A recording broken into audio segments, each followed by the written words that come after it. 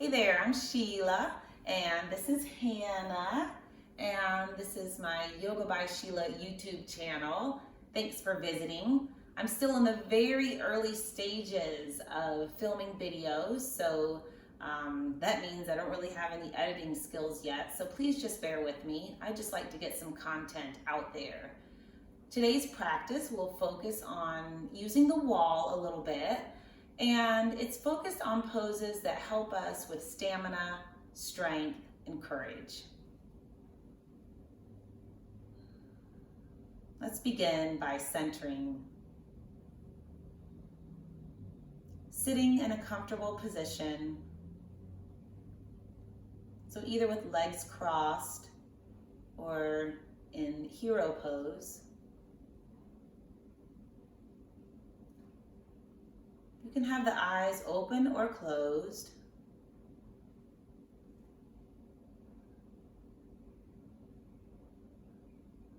Just feel your breath.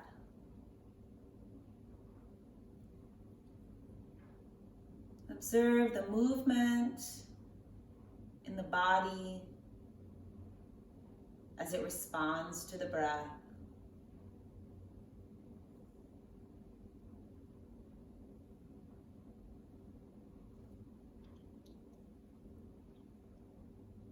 Allow the hips to feel relaxed and the legs to feel grounded.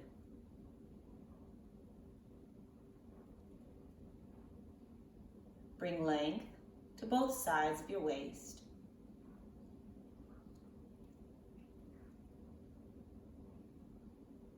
Allow the heart to open, the collarbones to broaden, and the shoulders to fall away from the ears.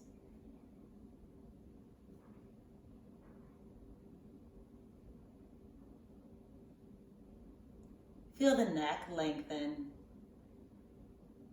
while the muscles on the back of the neck remain soft.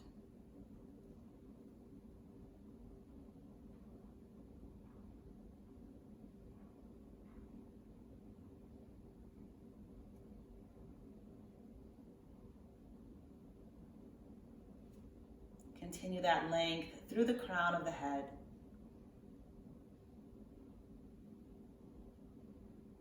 Feel your breath easy and rhythmic.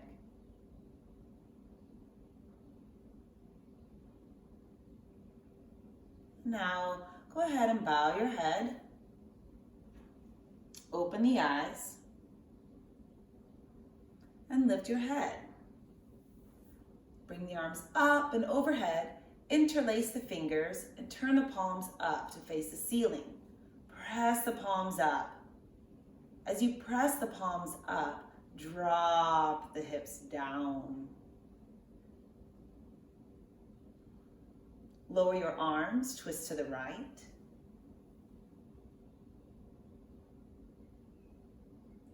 Bring the arms up in the center with a big inhale and twist to your left.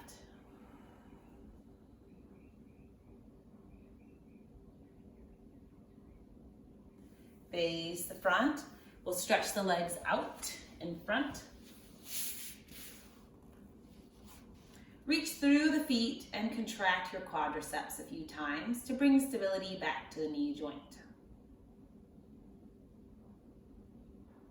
Soles of the feet together for bound angle pose or Baddha Konasana. And I'm using my hands behind me so that I can lean back a little bit, open the chest.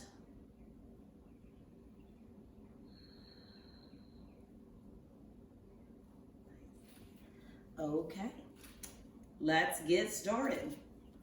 I'm going to start with a pose called Tadasana. It's a grounding pose. We stand with the feet parallel to one another. They can either be approximately hip distance apart or you can bring the toe mounds together. For today, I'll keep the feet hip distance apart. Ground down evenly through the feet. Firm the quadriceps against the thigh bones. It's like giving your thigh bones a little hug. Engage the lower belly muscles They're located several inches below the belly button. Down here, pull them in and lift them up. Again, lengthen both sides of the waist, open the heart, collarbones, and lower the shoulders away from your ears as you reach down through the fingertips. Lengthen through the crown of the head. Sometimes throughout our day or week, we get a little overwhelmed and the thinking mind gets a little bit clouded, if you will. And sometimes we feel a little stressed out. So one way to help us feel grounded is to shift the energy from the upper part of the body down to the feet. But we don't force it. So the way I like to practice is with the breath. Beginning with my awareness up at the top of the head, I'll inhale. And as I exhale, I just shift my awareness down to where I sort of feel resistance or where I feel it stop. If you don't feel that, you could simply inhale, exhale, focusing the awareness down to the throat. Inhale. Focus the awareness into the upper chest. Inhale again. As you exhale, focus the energy down into the belly. Inhale again. Exhale to the hips. Down into the legs.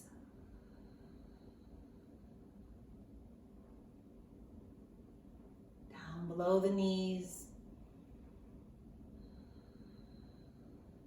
And finally, with the next exhale, shift that awareness to your feet.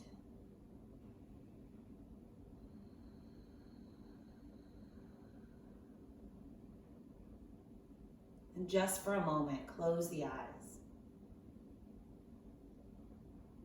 You may notice the body redirect. It may shift a little bit to regain balance. That's normal. The eyes are used to help us balance. So when we close the eyes, the body sometimes has to make adjustments to find center. Okay, open the eyes. Well done. I'm going to take Tadasana and back it up to the wall. My heels won't go all the way to the wall because anatomically my glutes stick out further than my heels. So what I want to do is position my back against the wall so that I can feel the sacrum, that's this back part of the pelvis, in contact with the wall. So if I look down, my heels aren't too far away from the wall. They're basically stacked hip over knee over ankle. Sacrum is against the wall. The space in the upper back that's between the shoulder blades is in contact with the wall. And as best you can, bring the back of the head to the wall. So the wall serves as a template here for our posture. If you have pretty tight shoulders that round forward and your head is forward a little bit, it may be difficult to get the back of the head against the wall. So don't force that. We don't want a Tadasana that looks like this, all hunched up. So if the back of the head doesn't go to the wall, it's nothing to stress out about. All right, now we're gonna bring the arms overhead. This is called Urdhva Hastasana, but we're stopping off here with the arms forward so that we can reach the fingertips forward. That slides your shoulder blades away from the spine a little bit. And then start to take your arms up and overhead, reaching up through the fingertips, energizing the arms, trying to keep the elbows straight and maintaining that contact with the wall. Lower the arms. One area to keep in mind that likes to poke out is right here, the low ribs.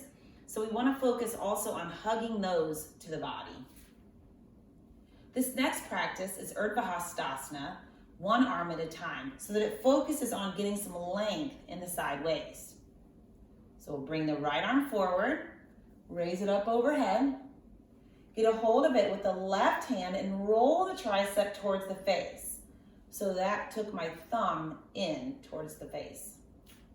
Then lift the arm up a little bit. Breathe into that right side body. Reach up through the right fingertips. And then bring the left arm forward and start reaching it up. And just compare the two sides. Lower the arms. We'll do that again on the left. Reach the left fingertips forward. Reach the arm up. Get a hold of the left tricep with your right hand and roll the thumb a little towards the face. Lift up. This encourages that length in the right side body. Breathe here. And then take the right arm up to join the left. It feels so good to take the breath into the lungs and work on expanding the sides of the rib cage. And lower the arms. Okay. This next practice uses a block. If you don't have a block at home, you could perhaps use a book or something. Yesterday I used a hand sanitizer wipe container because it was just about this tall. So something around, this is about 9 inches long. So something in that neighborhood, 9, maybe 10 inches long. And something where you can place the palms against the sides of the yoga blocks and keep the fingers straight. Bringing the arms forward. Whoops. And get my back up against the wall again. Reach the fingertips forward and start to slowly lift those arms overhead. We're going slow here so we can pay attention to what those front ribs like to do, those low ribs. They like to start poking out. Ooh, this is a little bit challenging. This block is kind of heavy for me. Well, good news, my arms are getting stronger with this practice and more energized. All right, so I'm just gonna lower that block. Whew, shake that off. Okay. Another pose that really helps us with our strength and stamina is Utkatasana. It's translated from the Sanskrit to fierce or powerful pose. I've seen some other yoga traditions refer to it as chair pose. It's kind of like a squat. But I'm going to use the wall behind me as a point of reference. It's also going to allow the buttock bones a place of contact, and you can actually stay in this pose a little bit longer to help build that endurance. So I'm probably 6 to 8 inches away from the wall with my heels. Bring the toe mounds together and squeeze the thighs towards each other. If this is uncomfortable, you could also place a block between the knees. That separates the feet a little bit, and you can squeeze against the block. It's just nice to have something that those knees and inner thighs can hug towards the midline. So whether it's each other or a block, either will do. So I'm going to start to squat my hips back. There's the wall, okie dokie. From here, engage the abdominals a little bit, just so that we're building strength there and supporting the lower back.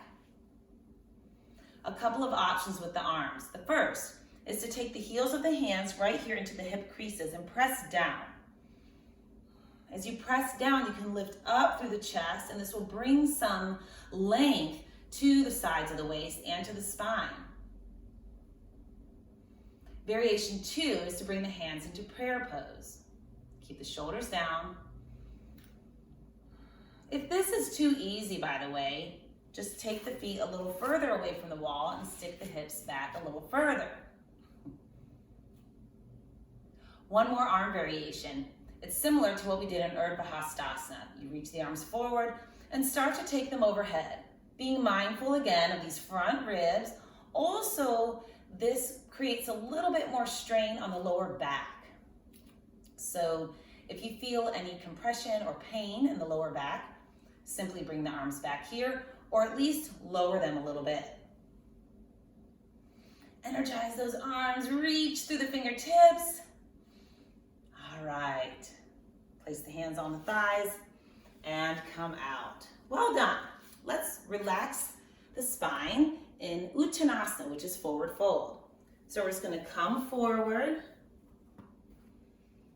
You can have hands on blocks. If you don't have blocks, you could just place your hands on your knees. Or you could even do Uttanasana with the buttock bones against the wall and the feet about 6 inches away from the wall. This supports that area behind the buttock bones, and it's really handy when you don't have something to put the hands on.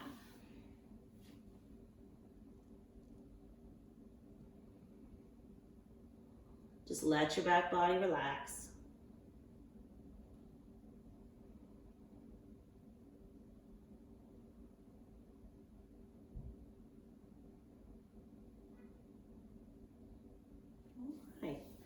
Bend the knees, place the hands on the thighs, and come up to standing.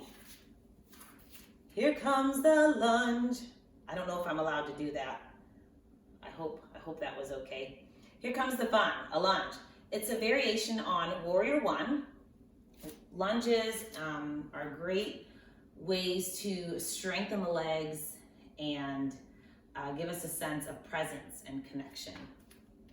So to do our lunge, or Virabhadrasana 1 variation with the heel on the wall, we'll bring the right foot forward and step the left foot back. My heel is on the wall, left heel is on the wall, left ball of the foot is on the floor.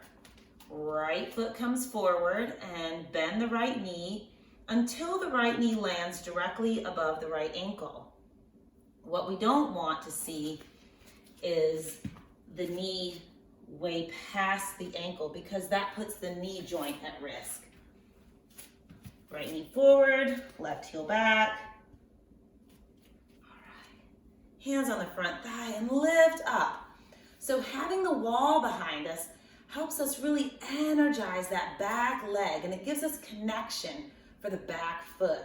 So we press the back heel into the wall, press the left thigh bone up, drop the right hip down, lift the low belly muscles. Now to bring the arms into the practice. Reach forward with those fingertips and start to bring the arms overhead. If you like, you can even tilt the chin upwards a little bit.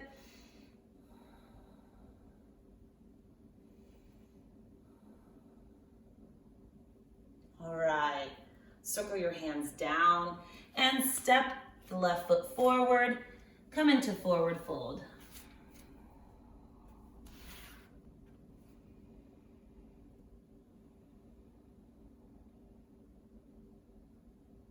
And now, let's come on up and do the other side.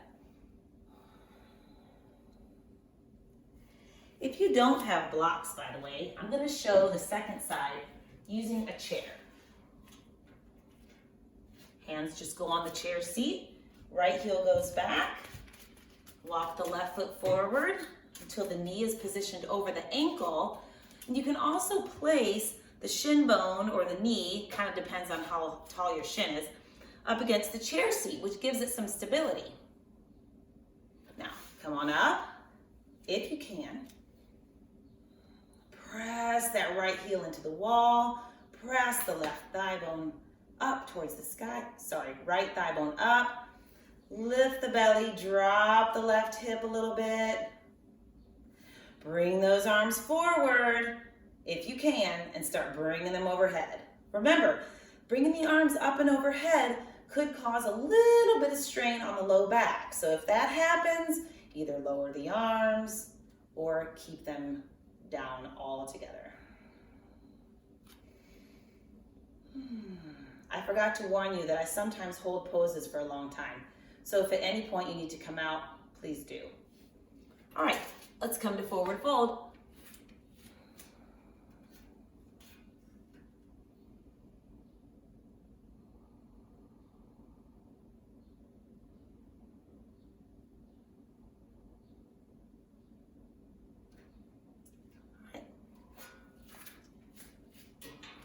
Next, we'll be doing Warrior Two or Virabhadrasana 2. We'll have the back foot on the wall. The wall provides a little bit of feedback for the back foot. You'll see what I mean in just a moment. For the first Warrior Two, I'm going to place the long edge of the block against the wall. If you don't have a block, it's okay. Your back arm just won't extend as far in the pose. So I'm going to place the outer edge of the left foot on the block. Step my feet about 4 feet apart. Turn the right toes to face the front of the mat, and the center of the right thigh faces the front of the mat. The right heel, if I were to draw a straight line back, would intersect the left arch.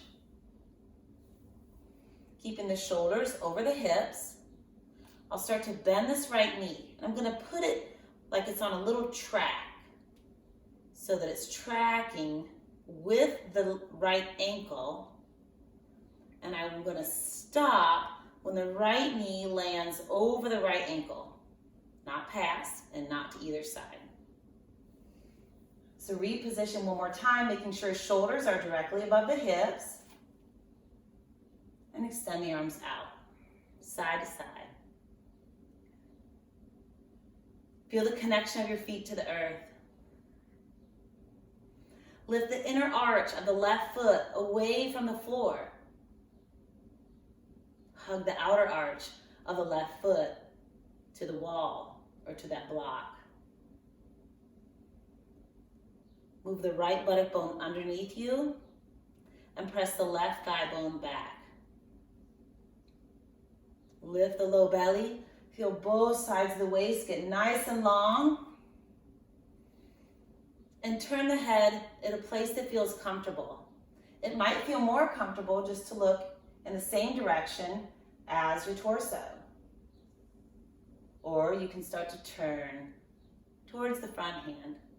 Let's straighten the front knee. Turn the feet to parallel. Step them together. Pause here for a moment in Tadasana. And we'll repeat on the left side. So the outer edge of the right foot goes against the block. We'll step the feet about 4 feet apart. Turn the left toes to face the front of the mat. Bend the left knee, tracking it so that it lands right over the left ankle. Position the shoulders over the hips. And let's bring the arms up and reach out through the fingertips. Again, feel the connection of the feet to the earth. Lift the inner arch of the right foot away from the wall and hug the outer arch to that block. Left buttock bone comes underneath you and right thigh bone presses back. Lift the lower belly muscles. Feel the length in both sides of your waist. Feel the collarbones lengthen all the way out through the fingertips. Feel the confidence and strength of a warrior. Straighten the front knee, turn the feet towards parallel. Step them together and pause in Tadasana.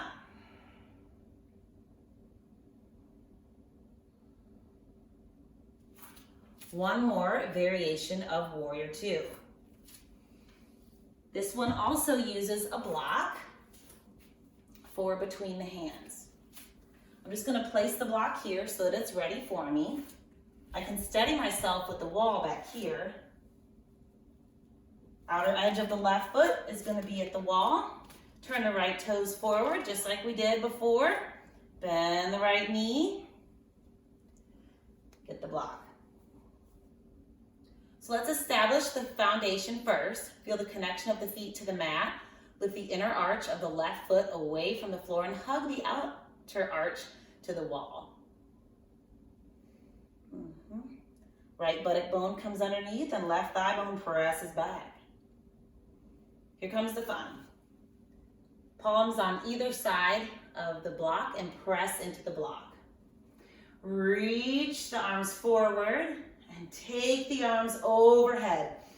This way we feel strong in the lower half all the way up to the upper half of the body. Summoning our inner warrior. Building strength and endurance in the legs, torso, and arms. All right, straighten the front knee, lower the block. Step those feet together. I think these cork blocks weigh somewhere around a pound, maybe a little over a pound, maybe even 2 pounds. I've never weighed one, but they feel pretty heavy when you're pressing against them and taking them overhead. All right, here we go. That feels about right. Establishing the foundation, lifting or connecting the feet to the floor, lifting the inner right arch away from the floor and hugging the outer edge of the right foot to the wall. Moving the left buttock bone underneath you and pressing the right thigh back. Shoulders over the hips, engage the abdominals. Here we go. Block time. Press the palms against the block. Start to take it overhead slowly so that you can bring awareness to when the body wants to do something crazy like that. That's an exaggeration. Just giving you an idea. Those front ribs really like to poke out. Breathe.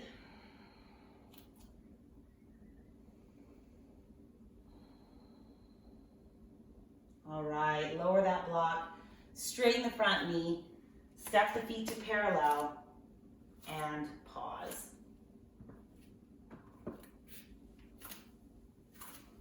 To bring some symmetry to both sides of the body, let's practice downward facing dog. Coming to the mat, we'll have the heels on the wall for this practice. So set up in a plank pose first, just to get your distancing.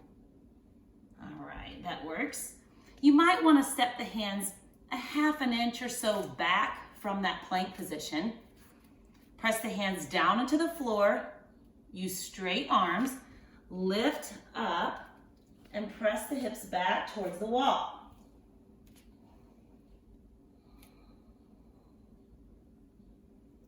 Heels are on the wall. Balls of the feet are on the floor.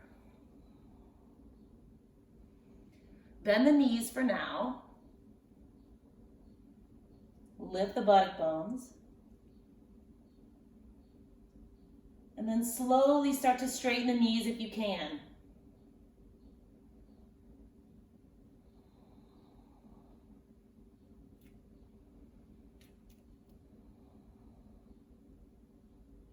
Then we can walk those feet forward, bringing them underneath, hands to the thighs, and come up. One more pose, kind of in a warrior category. The bottom half of the body is in that warrior two shape. This is called Utthita Parshva Konasana, or extended side angle pose.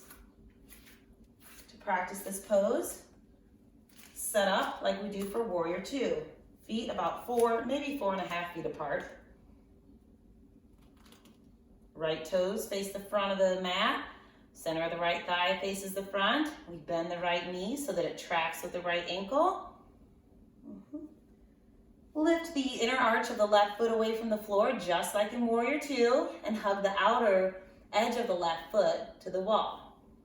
We'll reach out over the right leg. I'm going to go ahead and stop and place the forearm on the thigh and place the left hand on the hip. Inhale here.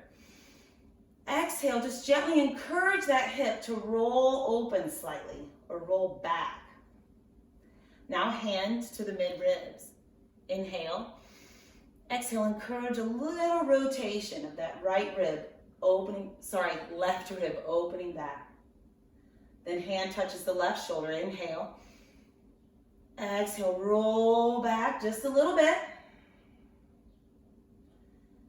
Now, with the left elbow back and the left palm facing the ear, reach the left arm over the ear, straightening the left elbow. This is almost like we're doing Urdhva Hastasana, arms overhead like before, only it's just one arm. There's a really nice reach to this pose with the arm. It reminds me of having the confidence to reach for new goals, reach for new heights or dreams. All right, let's come out. Straighten the front knee, turn the feet to parallel. Well, let's go to the other side, shall we? Step your feet nice and wide apart. Again. Turn the left foot to face the front of the mat. Again. Bend the left knee to track it over the left ankle. Again. Lift the inner arch of the right foot away from the floor. Hug the outer edge of the right foot to the wall. And here we go. Utthita means extended. Parsva to the side. Kona, angle, asana pose. Reach out, forearm on the thigh. Right hand to the right hip. Inhale. Exhale, let it roll open slightly. Mid ribs, inhale. Exhale, let it roll back slightly. Right shoulder, inhale. Let it roll open slightly. Right palm faces the ear, right elbow back. Inhale. And then reach the right arm over the ear as you straighten it. Reach through the arm and fingertips powerfully. Feel the connection of your feet to the earth and the reach of that right arm over the ear.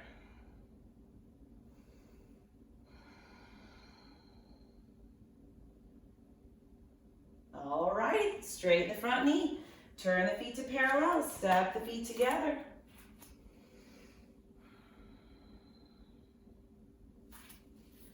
Let's revisit Tadasana. So standing with the feet parallel to one another, firm quadriceps, an active lower belly, a lifted heart, shoulders away from the ears. Now close the eyes.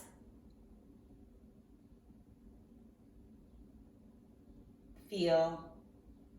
Notice if there's any difference from the first time you practiced closing the eyes in Tadasana. All right, you can open the eyes. I often, in my own practice, will notice that after doing a lot of standing poses, I feel more connected in my feet, especially to the earth. So when I close my eyes in Tadasana, there's less shifting. All right, let's move on. Downward facing dog to release your back body. If you're feeling a little tired at this point and the arms have had enough, please just do forward fold. But if you'd like a little bit of work for the arms and it's okay and you're not going to be injured, come into downward dog.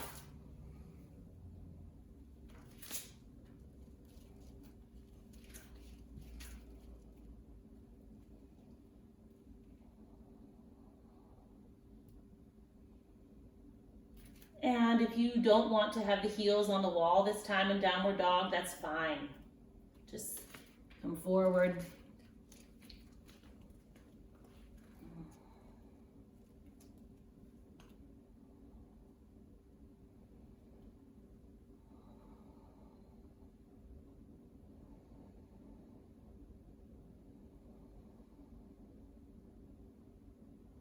All right, let's walk the feet forward. And come on up. So we did a lot of work with the arms, reaching them overhead. I'd like to do a practice that I learned from one of my favorite teachers from Portland, Oregon, named Julie Goodmestad. I will put a link to her studio website in the comments below. She's also available on Yoga University. She has some classes on there. She's an excellent teacher, so if you've never trained with her, I highly recommend her. This is a practice that uses the wall at our back and focuses on opening the front of the chest and strengthening the muscles on the upper back and especially the rotator cuff muscles on the back side of the shoulder blade. So you come into a position where you can feel the torso along the wall but the feet are forward a little bit so that the knees can bend easy.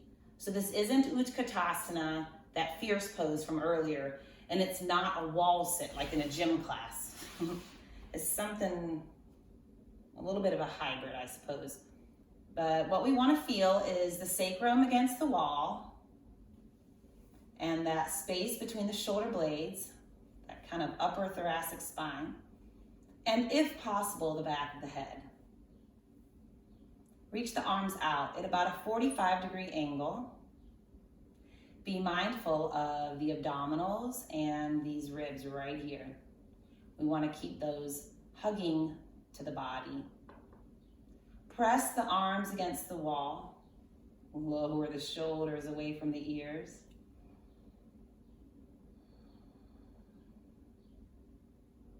And my form may not be perfect because I can't really see what I'm doing. I'll do my best. So I'm reaching out through the fingertips, pressing the arms against the wall. Now, bring the arms to I guess we could call this a T. Shoulders away from the ears. Press the arms into the wall. So you may start to feel a little stretch through here. You may start to feel a big stretch. It's going to vary from person to person.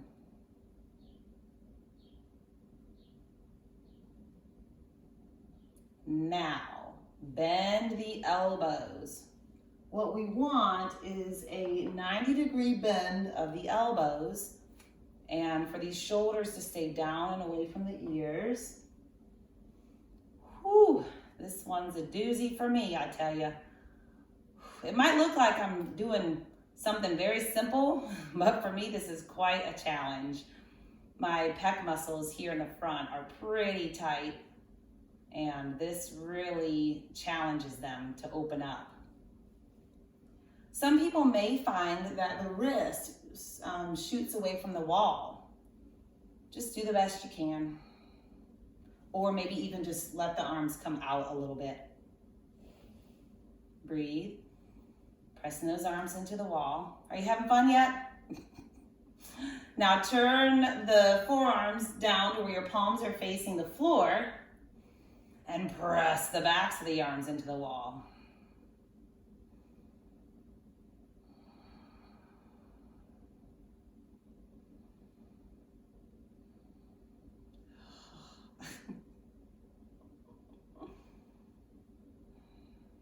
This one is just, whew.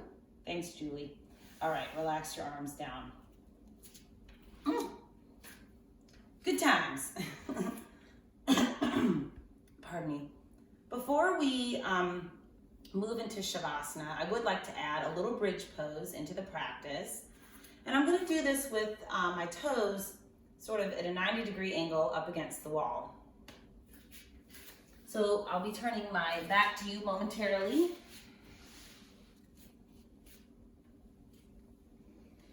If you have blocks, this is a nice place to use them actually, because you can place them under the feet. And this gives you some height. And it feels kind of nice for that first bridge pose. So I'm going to place my blocks here at the wall. And the edge of my heel is kind of gonna go on the corner of the block,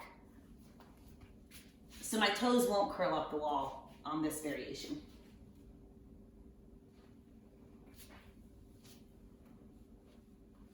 Just very slowly come up into a bridge pose. We haven't done a whole lot to open up the front of the thighs and hip flexors. We haven't even really done a whole lot to open up the front of the chest. So this may not be the biggest, most robust bridge pose you've ever done, but that's okay. I just like closing my practice with a bridge pose.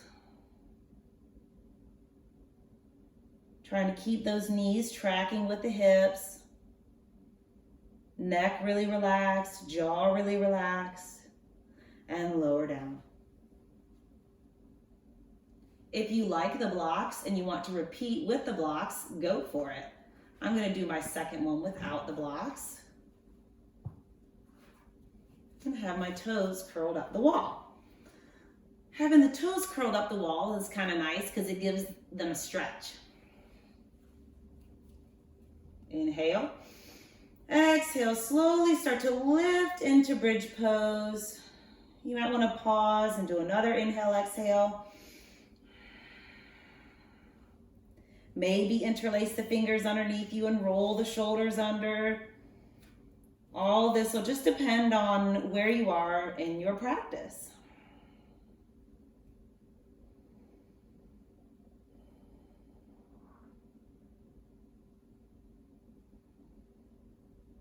All right, slowly lower down.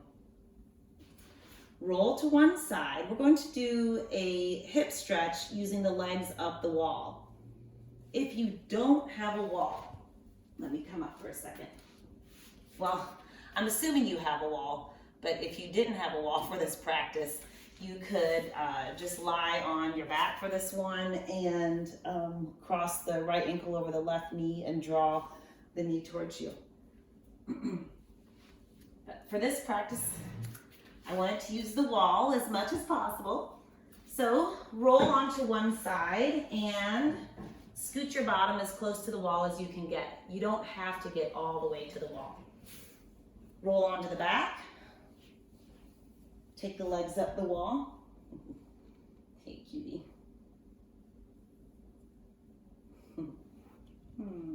We'll cross the right ankle over the left knee. Flex the right toes towards the right shin to help protect the knee joint. And just slide that left heel down the wall, bending the left knee. This brings the right thigh bone closer to the torso. I will sometimes put my right hand on the thigh and press that thigh bone away from the torso. This usually gives a nice stretch for either the glutes on the right side or the inner thigh of the right leg. Keep your breathing soft.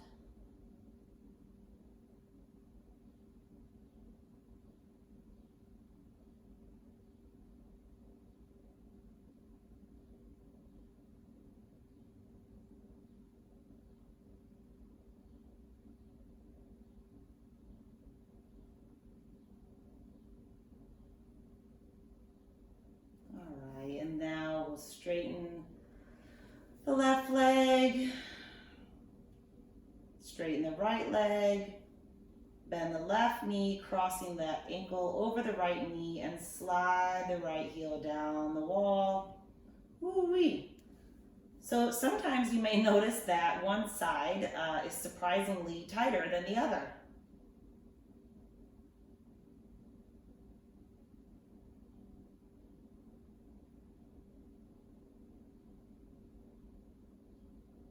That's okay. Most of us are asymmetrical. Again, flexing the left toes towards the left shin to protect the knee joint. If you are using the hand to press on the left leg, please keep the hand on the thigh bone and avoid the knee joint.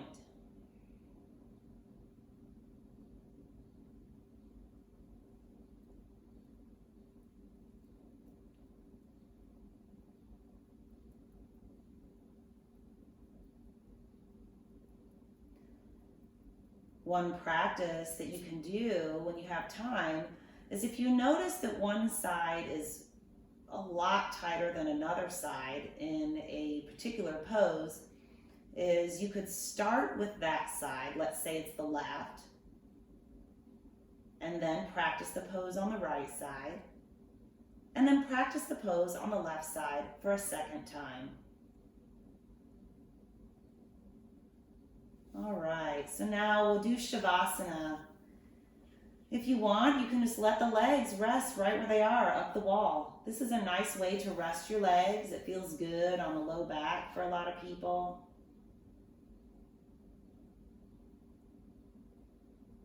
Or, if you prefer, you can set up in Shavasana, traditional style. Just lying on your back.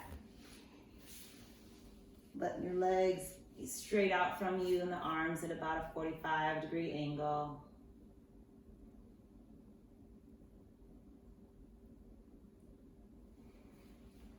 Whatever your favorite setup is for Shavasana, and that could change from time to time, but go ahead and settle.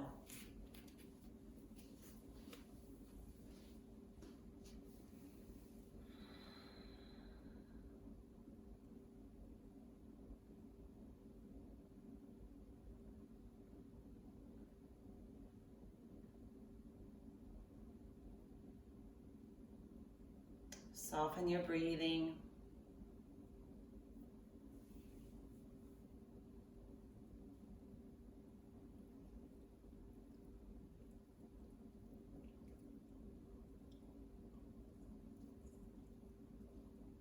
Relax the muscles across the forehead.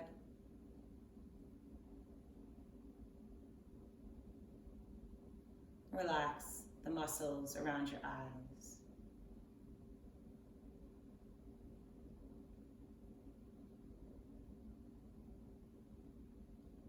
Relax your jaw.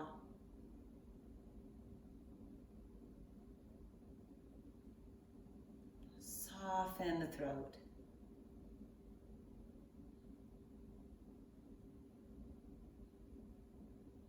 Soften the shoulders and the arms, the hands and fingers.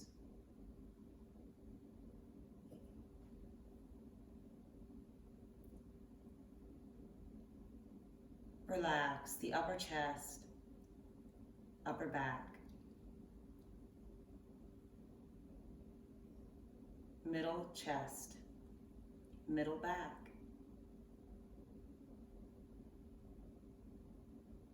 abdomen, lower back, front of the pelvis, back of the pelvis.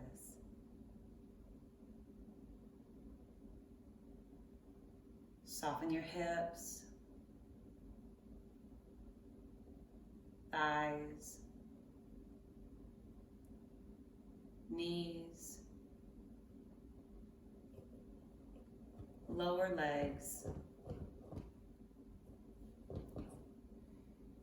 ankles, feet, and toes.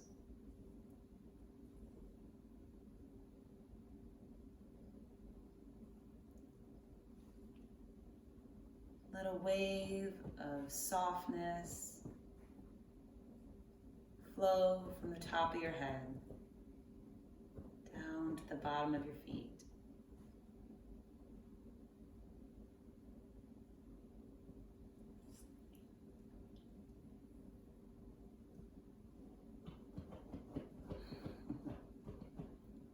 You silly girl.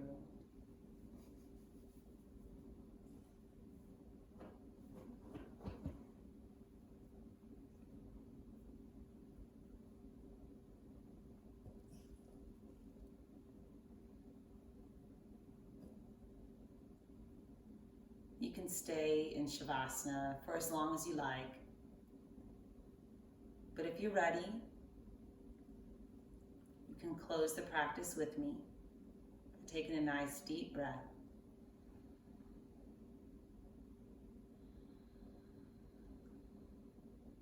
Slowly bend the knees and place the feet on the wall or the floor. Allow your knees to rock from side to side.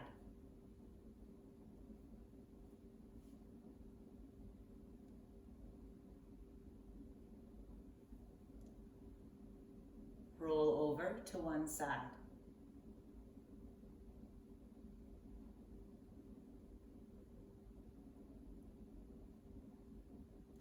On your next exhale, press the hands into the floor and come up to a seated position.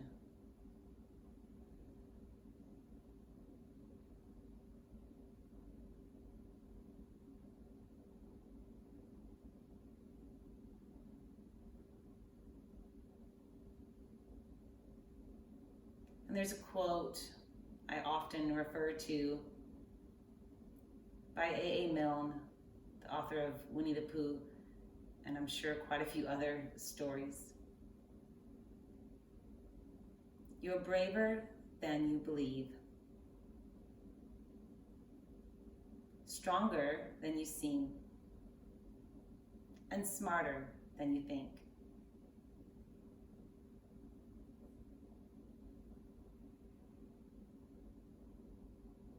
Let's join the hands together in front of the heart. I'm so thankful you all visited this video. I hope the practice was helpful. Namaste.